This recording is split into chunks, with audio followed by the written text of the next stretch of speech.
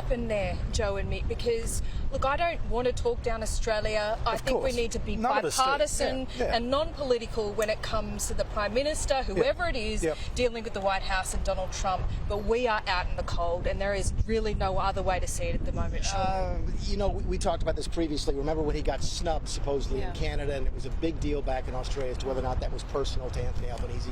And it turns out afterwards it wasn't. He was coming back to do something. Not Mick, but then Carolyn Levitt said this morning that he has been able to have phone calls with the meetings, with the people that he wasn't able to have meetings with. That's not Anthony Albanese. So we are just nowhere. We're not even front of mind. It's easy to get back. Listen, Donald Trump's ability to forgive is infinite. His ability to forget is non-existent. But you never know. You could be in the doghouse one day and sitting at the Oval Office the next. So I wouldn't rule it out. The relationship is still there. It's cultural. It's military. There's a language. Sometimes we even speak the same language. Sometimes.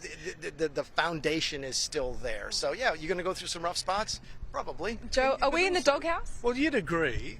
The thing about Donald Trump is his transaction. Yeah. And you know, if you're not willing to transact, it's a snub.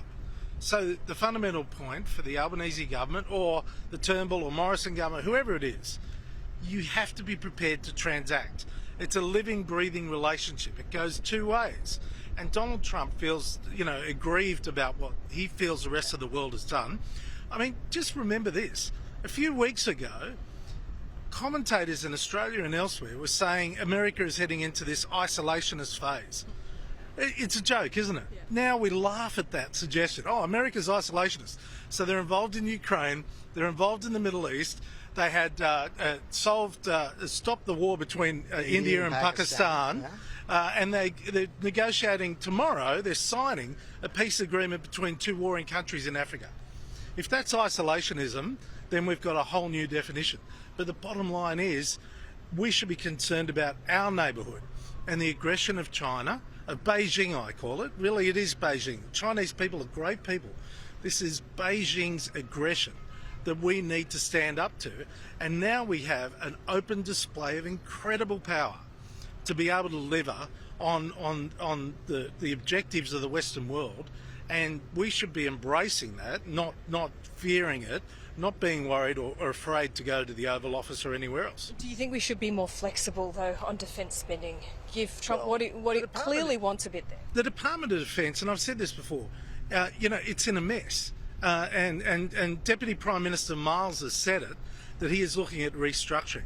If they're serious about dealing with defence, they should treat it almost like the Olympics. You know, because defence now has to deliver an Olympic Games every year in order to meet its infrastructure needs. So set up a separate entity that is responsible for building and delivering all the defence infrastructure that we need, and keep it separate from the policy department, because you are never going to get one department that is going to deliver defence policy and deliver defence outcomes at the same time. It's now time to break them up. It's now time to put it under some business leadership like you would the Olympics, and get on with building the stuff, because I can tell you, I know that all the defence plans in key infrastructure and submarines and everything else is at the moment, it's at 6s and 7s. All right, I just want to get to the big, beautiful bill finally before I let you gentlemen go, because Trump held it. Who called it that? That's what he calls it. That's what he calls it. Let's go.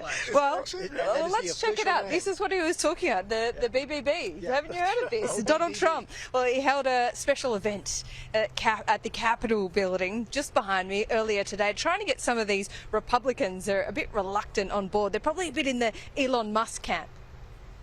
We're going to stop the largest tax hike, and we're going to do that in history. This would be, if the bill doesn't pass, there'll be a 68% tax increase. Think of that, 68%, which would be the largest in history by about 40 points.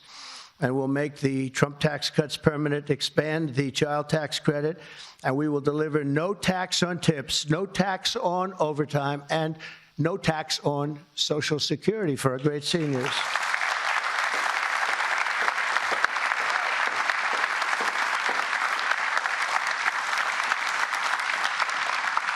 Among the countless citizens who will benefit from these tax cuts is Malachi Krzyzewski, a devoted mom and DoorDash driver from Ripon, Wisconsin, who uses her tip income to support her son. I don't quite know what he was talking about there with the DoorDash driver, but what is really important here for Australia is this revenge tax bill that was very deep within this big, beautiful bill. And this could have affected a lot of Australian companies, also pension funds, superannuation. It's known as 899 if you want to get technical, Mick. That's been removed. That would be to the relief of Australian business. Yeah, it was never really, I think it was there for leverage in the first place. I think it was there to give Trump another chip in the negotiations on trade and so forth. But they got what they wanted out of this. They put the fear of God in foreign nations. Again, it was designed to try and discourage foreign companies from taxing American companies who do business overseas and so forth. They sent the message, and it dropped out of the bill today, I understand. Yeah, Joe, Jim Chalmers spoke with Bessent last week as well, so he's done some lobbying there. I know superannuation funds have made a couple of trips over here on like diplomatic missions as well, really, but it would have been quite damaging for Australians. Right? Well, of course it would have been. You know, I don't think any Australians can claim credit for this, given that Scott Bessent actually identified the G7, which we're not a member of, as being responsible. So let's be realistic about it. Calm down. Just take a win where you can get it. Yeah, that's right. Yeah. But just be realistic. Maybe they're just taking a leaf out of Trump's book. Just take credit for it. Take credit for everything. Yeah. Look, I think there's two things about what happened. The fact that it even got there, that you're going to have a revenge tax on foreign investment, is ridiculous. And it sort of says quite a bit about the administration, that they don't realise that they are reliant on foreign investment in order to hold up the US dollar, in order to buy US treasuries. And it was reflected in the somewhat volatility on the New York Stock Exchange this week. But the second thing is, I mean, I've spent the week up here talking to congressmen and senators, and they're worried about the fact that there is this volatility associated with international relations and with our closest allies, with the US closest allies. So I think, you know, the message to Australian business, don't take it for granted. Don't take it for granted. If you're not actually active up here, visiting, engaging, don't rely only on the embassy, whether it's under Rudd or Senadinos or Hockey or anyone else. You have to be here in Washington, DC. You came here because this place is the new Rome. Well, that's the same for business, and especially global businesses and businesses in America. It does feel like the centre of the universe at the moment, I've got to say, and I'm sure Australian businesses will love that free advice, and I don't say that with any sarcasm. No. Absolutely. I'll say it to him later with sarcasm. Yeah, so. You can do that, Mick. I'll allow you to do that. Gentlemen, it's great to see you here in Washington, D.C. We'll see you soon.